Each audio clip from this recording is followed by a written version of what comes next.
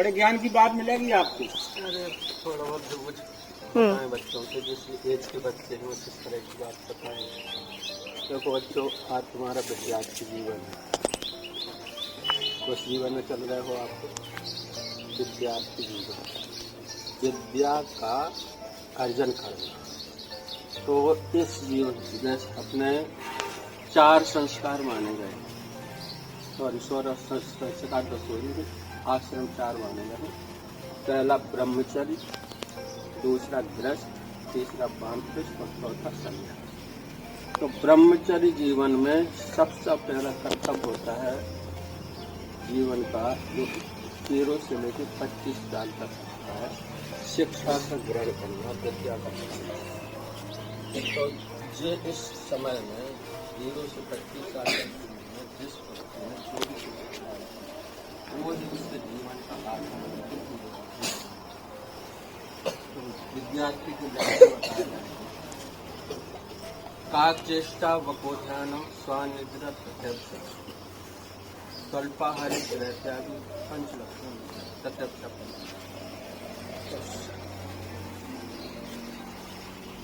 काक चेष्टा, काक कहलाता है कौवा, चेष्टा माने प्रयास, कौवा जैसा प्रयास का लक्षण हम बताते हैं इसको देखते हैं। काक चेष्टा स्वनिद्रा, कुत्ते जैसी नींद। बको ध्यानम, बको कहलाता है बगला, बगला जैसा ध्यान। और भोजन अल्पाहारी, कम मात्रा में भोजन लेगा। और ग्रह त्यागी, ग्रह त्याग मतलब घर से त्याग का मतलब ये नहीं कि छोड़ के चलेगा। जब तक हम अपने अध्ययन काल में रहें, उस तरह की जो पोजीशन बताई गई है, स्थिति बताई गई है कि हमें किस तरह से विद्या करनी है। जिस तरह से बगुला अपना एक प्राण करके अपनी शिकार भी पकड़ने का प्रयास करता है, उसका लक्ष्य केवल शिकार पकड़ना है, और शरीर की पोजीशन इस तरह से बनता है कि किसी भी तरह का उसका जमीन का मिलता है। इस तरह प्रत्येक छात्र को, प्रत्येक विद्यार्थी को अपने शिक्षण साथी कराएं, अपना चित्त एक करके, एक चित्त होकर अपनी शिक्षा में, अपनी विद्यार्थियों में अपने मन लगाना चाहिए। तो ये है बकोध्यान, काक चेष्टा। जिस तरह से कौवा, अगर आप कौवा की पहले से जो निवर करें उन पर प्रमाण दें तो इसके पहले ही वो उसका कारण क्या है, तो वो जानता है कि हमें किसी तरह की ये आघात नहीं। तो इस काक चेष्टा का प्रयोग सबसे पहले विद्यार्थी जीवन में क्यों होता है, अर्थात अत्यधिक चेतन मन से शिक्षा को ग्रहण करना है ना। देखिए तो ठीक है, अत्यधिक ध्यान से शिक्षा को ग्रहण करना, प्रयास करना, काक वो बोलना स्वान। जिस तरह से अगर कुत्ता सोता है और थोड़ी सी आहट मिलने पर जाग जाता है, तो शिक्षा विद्यार्थी को, शिक्षार्थी को ऐसे ही अपने जीवन में स्वयं ग्रहण करना चाहिए। कि कभी भी माता पिता बताते वही 4 बच्चों का है, बच्चों पढ़ो, तो पढ़ना है, बहाने नहीं बनाना है, अपने पैसे पे शिक्षा ध्यान देना है। तो काक चेष्टा, स्वनिद्रा और बकोध्यानम, अल्पाहारी, भोजन उतना करो ताकि आलस न हो। एकदम भोजन ज़्यादा कर लेने से शरीर में आलस आता है, और आलस आने से ऐसे लगता है कि थोड़ा रेस्ट कर लें। तो एनर्जी शरीर के लिए तो जरूरी है, भोजन तो शरीर के लिए जरूरी है, लेकिन उतना जरूरी है जो आपको चेतन रखे। ठीक। तो काक चेष्टा, बकोध्यान, स्वनिद्रा, प्रत्यक्षा, स्वल्पाहारी, गृह त्यागी। गृह त्याग का मतलब ये नहीं है कि घर से बाहर हो, अर्थात समस्त कार्यों को। ऐसा नहीं है कि प्रत्येक कार्य में अगर माँ घास काटने गई है तो उसके सीधे अगर पिताजी जो है काम कर रहे हैं अपने बिजनेस का, तो उनके साथ अपने विद्या के टाइम पर, अपने शिक्षण के समय पर जो क्लास में होमवर्क दिया गया है उसको करने के पश्चात यदि घर के काम की जरूरत पड़ती है तो जरूर पहले हमारा काम है शिक्षा करना। तो गुरुओं द्वारा, मास्टर द्वारा, टीचर्स द्वारा जो भी काम याद करने को दिया गया है, पढ़ने को दिया गया है, लिखने को दिया गया है, वो करना। और सत्यता की एक बात बता दूं, आज आप लोग इतने अनजान हो कि कोई बात को विशेष नहीं समझ पाओगे।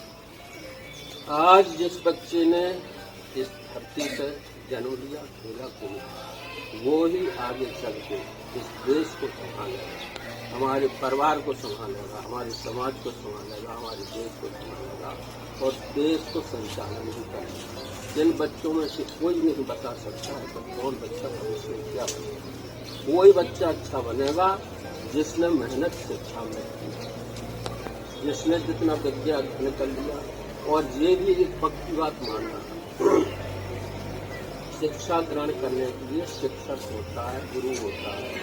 जो गुरु का अनुशासन करेगा, आज्ञा का पालन करेगा, उससे बताए हुए शब्दों को, अक्षरों को समझेगा, दिमाग में रखेगा, वो ही अपने जीवन में सफल होगा। गुरु के भजन करने से कभी नहीं कुछ होगा कि हम कहने लगे कि हमारे गुरु जी बहुत अच्छे हैं, हमें पीटते नहीं हैं, मारते नहीं हैं, सिर्फ के आते हैं, हमें जितराते हैं, खिलाते हैं। ये तो ठीक है, ये है व्यवहारिक चीज। लेकिन गुरु के द्वारा जो शिक्षा दी जा रही है उसका अनुकरण अगर नहीं होता, अगर उसको सीखा ढंग से, तो ही जीवन में इतने योग्य बनोगे कि हमारे देश में एक ऐसा नाम होगा जो विश्व के स्तर पर भी तो जो उम्र के हिसाब से आज तुम अधिक खेल हो और आगे चल के तुम्हारा विकास होना है। और आपके द्वारा ही, बच्चों के द्वारा जो आज जनरेशन, जो हमारी जिंदगी हो गई, जो हमारी उम्र हो गई, हम अब उस लायक नहीं रहे हैं कि हम अपनी प्रगति और ज़्यादा करें। शरीर ही कमजोर होता है, जितना शिक्षण हुआ उतने में अपनी जिंदगी निकालना शुरू कर देते हैं। इसलिए हमारा तात्पर्य केवल ऐसा है कि अध्यापकों की, गुरुओं की, आपके जो टीचर्स हैं उनकी आप बात माने, अनुशासन में रहें, कूदम कम करें, खेल के समय खेलें, पढ़ने के समय पढ़ें, work while work, play while play, that is the way to be happy and day. तो पढ़ने के समय पढ़ने का पूरा ध्यान से पढ़ें। जब तुम्हारा किसी का भी रखो ढंग से खेलें भी। एक बात और सुनो, चाहे शिक्षा हो, चाहे कोई बिजनेस हो, चाहे जीवन का कोई जीवन, सबसे पहले स्वास्थ्य का भी संरक्षण जरूरी है। यदा काया तथा धर्म। यदि शरीर है, काया है, तो तू धर्म है। धर्म का मतलब अपना कर्म कर सकते हैं। तो अपने स्वास्थ्य का ध्यान रखना है सबसे पहले। स्वास्थ्य का ध्यान कैसे रखा जाए, ये आप इधर के नोटिस कई तरह के लिखे हुए हैं। तो जैसे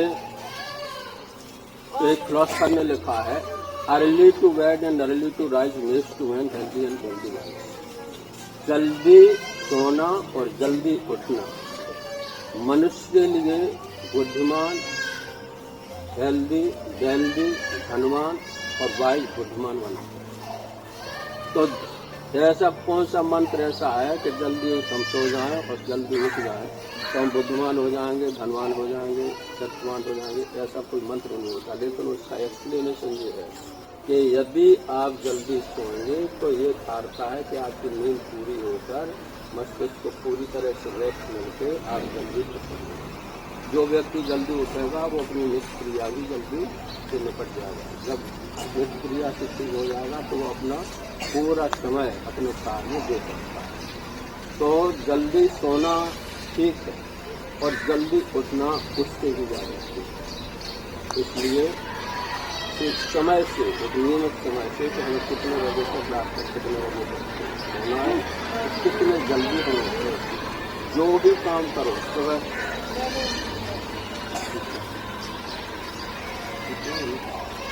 जो भी काम करो सुबह जल्दी काम करने से सफलता मिलती है।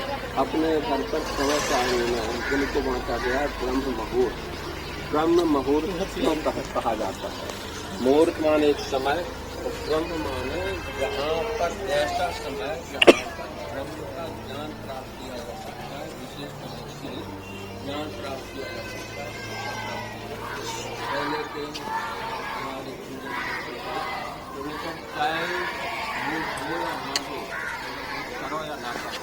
सबसे पहले बिना मुँह धोए अपना पहाड़ा याद करो तो जीवन में पहाड़ा नहीं होगा।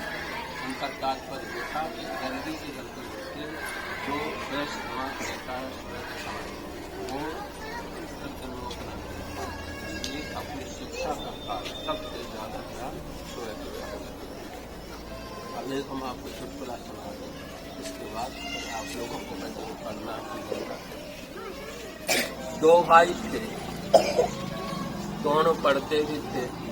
उनके पिताजी बैठे थे अपने घर पर, इतने में एक ज्योतिषी आया। तो ज्योतिषी बोलने लगा कि भाई भगवान, कुछ यदि आपको मालूम करना है तो पूछ लो। तो कहने भाई हमें तो किसी बात नहीं पूछना है, तो ये बताओ आप कि हमारे जो दो बच्चे हैं इनमें इनका भविष्य कैसा रहेगा। तो उसने दोनों बच्चों के हाथ रेखाएँ देखी, मस्तिष्क रेखाएँ देखी और कहा, बड़ा बच्चा था वो थोड़ा शांत किस्म का था, तो उससे कहा उन्होंने कि ये बच्चा तुम्हारा केवल पेट लायक ही कमा पाएगा और इसके पास कोई ऐसा साधन नहीं मिलेगा, इसका नाम उजागर। वो बच्चा सुनता रहा। दूसरे बच्चे ने सुना तो दूसरे बच्चे से कहा कि इस बच्चे के पीछे जितना बड़ा बनेगा तो इसके पीछे सैकड़ों गाड़ियां आगे पीछे चला करेंगी। दोनों बच्चों ने सुन लिया, पिता ने भी सुन लिया। तो बड़े बच्चे ने कहा कि ऐसी कौन सी बात हो गई कि हम जो है कमजोर स्थिति में रहेंगे और हमारा छोटा भाई बहुत बड़ी स्थिति में पहुंचेगा। तो बड़े भाई ने प्रतिज्ञा की कि आज से जो समय हम 2 घंटे का शिक्षण में देते थे घर पर विद्यालय के अलावा, आज से हम कम शिक्षण में अपने घर पर 6 घंटे का समय देंगे।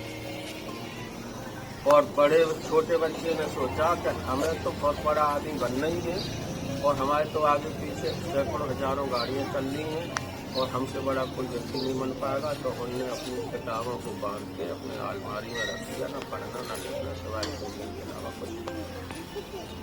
जब बच्चों की परीक्षाएं हुई, पास हुए, कुल मिला के बड़ा लड़का इतने अच्छे नंबरों से पास हुआ कि वो भारत में सबसे अच्छे नंबरों से पास हुआ और विश्व के साइंटिस्ट सिलेक्शन में उसका सिलेक्शन हो गया। कुल मिला के उसकी जिंदगी में वो इतना बड़ा साइंटिस्ट वो हजारों साइंटिस्ट। और छोटा बच्चा जो किसी पढ़ना लिखना छोड़ दिया था, उसकी नौकरी लगी ट्रैफिक पुलिस। तो वे तो जो है हर बार हाथ में रोको गाड़ी, ये गाड़ी। अब ट्रैफिक पुलिस में क्या होता है, आती जाती तुम बसें जानते हो सड़क पर, तो रोके। अब तो फिर इलेक्ट्रिक सिस्टम तो लगे, इलेक्ट्रॉनिक सिस्टम, तो हजारों गाड़ी तो निकले, लेकिन क्या बने 4th क्लास के सबसे नीची सर्विस करने वाले ट्रैफिक। और बड़ा बच्चा बना सबसे बड़ा सरकारी साइंटिस्ट। तो उनके पिताजी जब मिलने को गए तो उन्होंने कहा कि भैया हमारा लड़का यहाँ पर कार्य करता है। कल नाम बताया। अरे कल बाबा, पिताजी थोड़े से देहात के थे, सादा कपड़े पहने, उतने अच्छे बोलचाल में नहीं थे। जब कुछ लड़के तो उन्होंने जैसे तैसे उनको इम्प्रेस करने दिया। कुल मिला के जब वो दूसरी व्यक्ति आए तो उन्होंने उनके पिताजी को बताया, तो एक साइंटिस्ट को बताया तो एक व्यक्ति ऐसा है जो पुराना सा कुर्ता पहने हैं, खट्टी सी धोती पहने हैं, वो कह रहा कि हमारा लड़का जब काम करता है। तो जैसे साइंटिस्ट ने सुना उनके लड़के ने, तुरंत उठ के आए और अपने पिताजी के चरणों में सिर रखा और कहने, पिताजी वो दिन है आज का जो उस दोस्ती ने बताया था कि हम तुम्हारा बड़ा बच्चा कुछ नहीं कर सकेगा। आज मालिक की देन से हमारे अंदर में कम से कम 10,000 साइंटिस्ट काम कर रहे हैं। गाड़ी को पैसा सामान दे दिया। आपको गया तो कह भैया तुम्हारा छोटा भैया कहाँ काम करता है, तो उन्होंने बताया कि हमें विशेष पता तो नहीं, लेकिन इतना पता है कि वो ट्रैफिक में लग गया था और शायद किसी पुरानी जगह पे काम करता। वहाँ पे गए तो वहाँ पे वो वही कर रहे थे, रोको चलो बनाना। कहने का हमारा तात्पर्य ये है कि कभी भी अपने को इस तरह का ना सोचो कि हम बहुत होशियार हो गए, हमें सब कुछ आता है। शिक्षा का ना तो शुरुआत है और ना उसका अंत है, ना इसकी गहराई ना भी जा सकती। इसकी गहराई केवल अपनी मेहनत से, अपने अभ्यास से नापी जा सकती है। जितना आप अभ्यास करोगे, जितना आप गमन करोगे, तरत तरत अभ्यास के जड़मत होत से जाना। जड़ तो आता है जो कम बुद्धि का हो, मत माने बुद्धि। कम बुद्धि वाला भी छात्र अत्यधिक तीव्र बुद्धि का हो सकता है यदि वो अभ्यास पढ़े। तो पढ़ने के समय पे पढ़ने में मन लगाओ और खेलने के समय पर खेलने में मन लगाओ।